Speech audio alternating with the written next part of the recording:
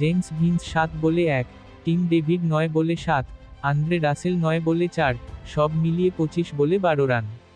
খুলনা টাইগার্সের বিপক্ষে বিপিএলের এলিমিনেটর ম্যাচের জন্য রংপুর রাইডার্স উড়িয়ে আনা 3 বিদেশির পরিসংখ্যান এটা। রানের সংখ্যা কম হলেও তিনজনের পেছনে ফ্র্যাঞ্চাইজিটির খরচ অনেক। সংখ্যাটা আসলে কত? $1,00,000, বাংলাদেশি মুদ্রায় যা প্রায় 1,24,00,000 টাকা। আগের দিন আইএল টি20 খেলে এসে আজ বিপিএলে নেমে যাওয়া 3 বিদেশিকে এনে কাজ হয়নি রংপুরের। তারা পারফর্ম করতে পারেননি, দলও হেরেছে। রংপুরের 85 রান 10.2 ওভারেই পেরিয়ে গেছে খুলনা টাইগার্স। গতকাল রাতে ম্যাচ খেলার পর দুবাই থেকে বিমানে চড়েন রাসেলরা। এরপর সকালে এসে পৌঁছান বাংলাদেশে। এরপর দুপুর না পেরোতেই নামতে হয় ম্যাচ খেলতে। তার ওপর টস জিতে রংপুর রাইডার্স নেয় ব্যাটিংয়ের সিদ্ধান্ত।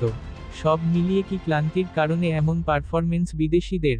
রংপুরের সহকারী কোচ মোহাম্মদ আশরাফুলের কাছে ছিল এমন প্রশ্ন।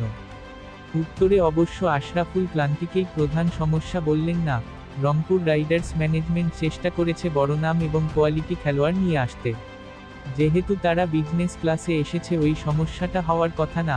আবার আলাদা আবহাওয়াও না দুবাই আর এখানে। হয়তো তারা রাতে খেলে এসেছেন, এটা একটা হতে পারে।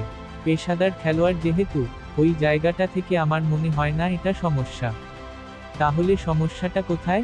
আশরাফুল মনে করেন, সাহসের পরিচয় দিতে পারেননি রংপুরের স্থানীয় ক্রিকেটাররা। প্রথম ওভারের দ্বিতীয় বলে রানআউটে ফেরেন সৌম্য সরকার। এরপর পাওয়ার প্লের 6 ওভারে 19 রান তুলতে 5 উইকেট হারায় রংপুর। তারকা বিদেশিদের ভিড়ে এই ম্যাচের একাদশে সুযোগ মেলেনি ইফতেখার আহমেদের। অথচ এই ম্যাচের আগে টুর্নামেন্টে রংপুরের হয়ে সবচেয়ে বেশি 305 রান এসেছে তার ব্যাট থেকে। টানা 5 ম্যাচ হেরে টুর্নামেন্ট থেকে বিদায় নেওয়ার কারণ হিসেবে আশরাফুল অবশ্য বলছেন, আরেক পাকিস্তানি ব্যাটার খুশদিল শাহ চলে যাওয়াকে।